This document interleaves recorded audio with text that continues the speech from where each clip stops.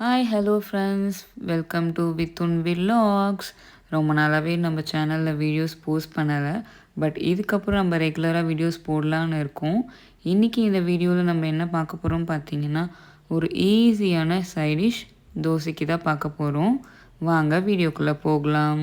இந்த சைடிஷ்க்கு பார்த்திங்கன்னா ரொம்ப சிம்பிளான இன்க்ரீடியன்ட்ஸ் இருந்தாலே போதும். அது என்னென்னு பார்த்தீங்கன்னா, கடுகு, கருவேப்பிலை, வெங்காயம், கொஞ்சோண்டு வெள்ளை பூண்டு, அது கூட கொஞ்சம் உப்பு, மிளகாய்த்தூள், மஞ்சள் தூள், அவ்வளோதான். இப்போ நம்ம எல்லாமே ரெடியாக வச்சுருக்கோம். வாங்க வீடியோக்குள்ளே போகலாம். ஃபஸ்ட்டு கடாய் வச்சுக்கோங்க. கடாய் வச்சுட்டு 2 ஸ்பூன் எண்ணெய் ஊற்றிக்கோங்க. எண்ணெய் நல்லா சூடானதுக்கப்புறமா கடுகு போடுங்க. கடுகு நல்லா பொரிஞ்சு வந்ததுக்கப்புறம் தேவையான அளவுக்கு கருவேப்பிலை போட்டதுக்கப்புறமா இதோடைய ஹீரோ யாருன்னு பார்த்தீங்கன்னா வெங்காயம் தாங்க. வெங்காயத்தை நல்லா போட்டு நல்லா வதக்கினதுக்கப்புறம் கொஞ்சோண்டு பூண்டு, அது கொஞ்சம் கட் பண்ணி போட்டு வச்சுருக்கோம் நம்ம. ஏன்னா அப்போ தான் அதுக்குள்ளே டேஸ்ட் நல்லா இறங்கும். அது ரெண்டுமே போட்டு நல்லா வதக்கிக்கோங்க. வெங்காயம் சீக்கிரமாக வதங்கணும்னு பார்த்தீங்கன்னா அதுக்கு மஞ்சத்தூள் போடணுங்க.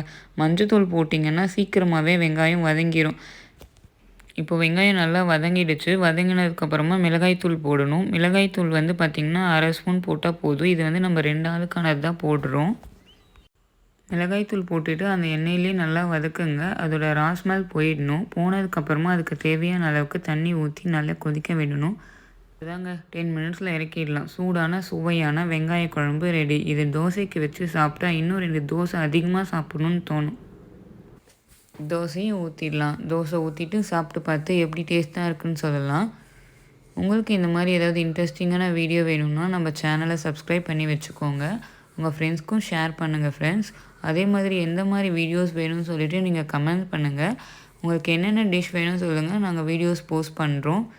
இந்த வீடியோஸ் பிடிச்சிருந்தால் லைக் பண்ணுங்கள். உங்கள் ஃப்ரெண்ட்ஸ் எல்லாருக்கூடயும் ஷேர் பண்ணுங்கள். அவ்வளோதான், தோசை ரெடி ஆகிடுச்சு. இப்போ சாப்பிட்டு பார்த்துட்டு டேஸ்ட்டாக இருக்கா இல்லையான்னு சொல்லலாம் வாங்க. டேஸ்டியான தோசை வித் வெங்காய குழம்பு சூப்பராக இருக்குது. நீங்களும் ட்ரை பண்ணிவிட்டு எப்படி இருக்குன்னு சொல்லுங்கள்.